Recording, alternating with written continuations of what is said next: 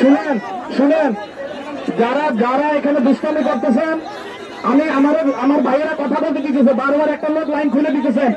শুনেন শুনেন, আমি একটা কথা বলি, আমি এখান থেকে চলে যাব, আমার কোনো সমস্যা হবে না, আমার কোনো প্রবলেম হবে না, আমি এখান থেকে চলে যাব।